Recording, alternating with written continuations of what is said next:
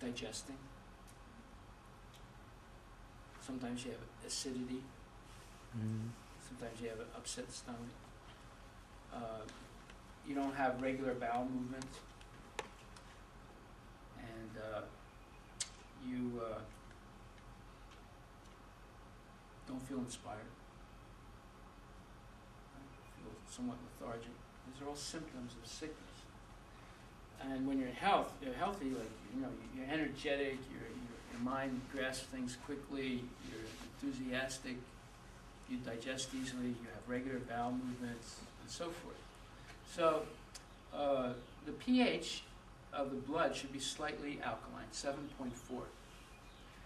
When you snack between meals, drink coffee and tea, eat meat, eat denatured foods like white flour products, cookies, cakes, pies, pastas, all that good stuff, and drink sodas, you end up with an acid residue in the intestines that seeps into the bloodstream and changes the pH of the blood, slightly acidic.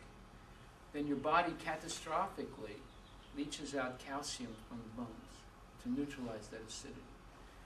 And worse yet, if you have often an acid problem in your stomach and you start taking antacids, that makes it worse. It gives you temporary relief from the acidity, but it makes it much worse. You end up with too much calcium floating around in the blood. Then the body has to get rid of that, so it'll deposit it on the joints, right? And that forms like little crystals, like pins. And if you move your arm in a certain way, it hurts. And people start getting rheumatism, arthritis, gout. Eventually, you'll see fingers deform because of the leaching out of calcium, and you end up being paralyzed. Right?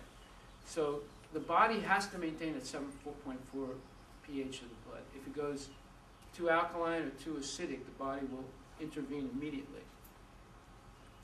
And if it stays like that, you get sick, seriously sick. You can faint, and you can have, you know, all kinds of serious complications.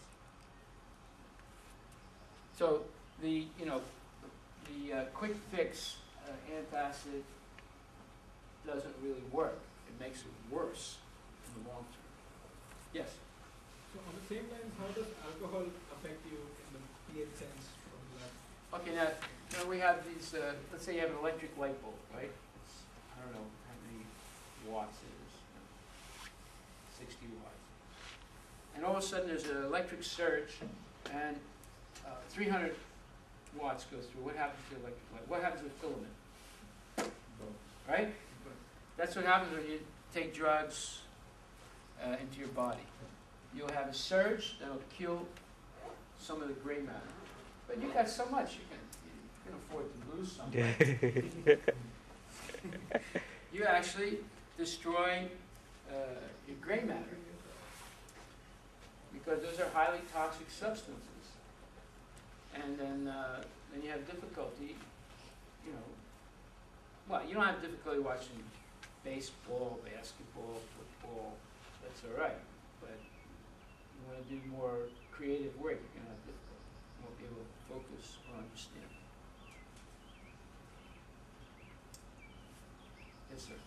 Is relation between Coke and how, I mean, if there is a joint problem? Yes.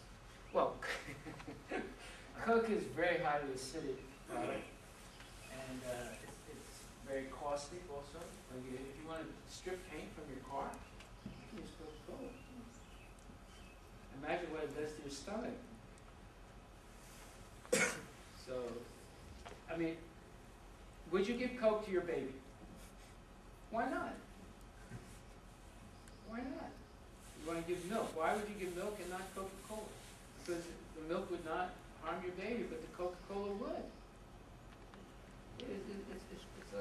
You know, these are not normal products. They're manufactured products. Anytime you manufacture something, that means man thinks he's better than nature. Like, for example, a medicine. Let's say Lipitor. Right? Mention it. What is the medicine?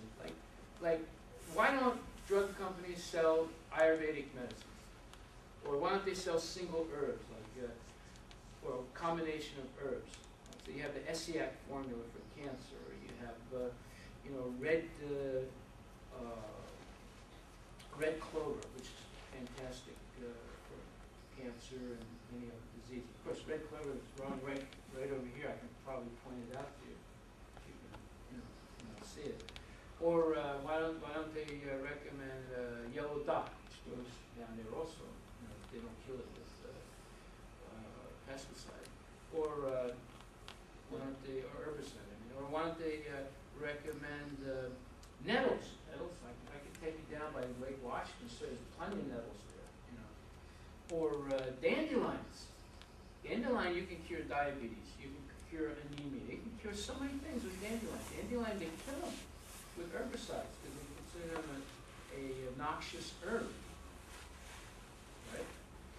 So the reason they don't sell those things, even though they're highly effective, is because they can't make any money on it. They can't patent.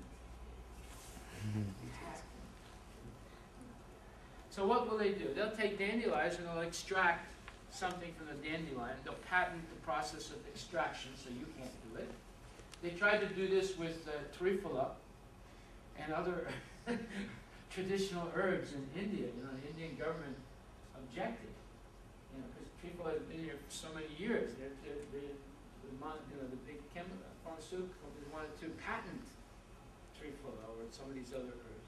So they'll patent. If they can't patent the herb, they'll patent the process of extraction of some constituent of the herb, and they'll sell that highly concentrated. They'll say, oh, if you take such and such herb, you'll have to take 15,000 milligrams of this natural substance to get 60 milligrams of our patented version of it.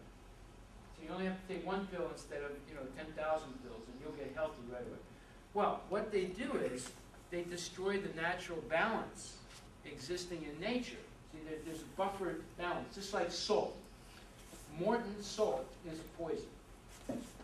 Natural unrefined sea salt is healthy for you. Morton was a smart guy. He had these seabeds in the coast of California, in the ocean. High tide comes in, and it catches the water, and then low tide goes out, and that water stays in the basins, and then California sun dries it, and you end up with salt. And he took that salt into the factory, extracted out all the trace minerals in it, and then sold 100% sodium chloride, which is poison. Like if you took 6 tablespoons of sodium chloride, we would have to rush you to the University of Washington Hospital, pump out your stomach before you die. That's how poisonous it can be.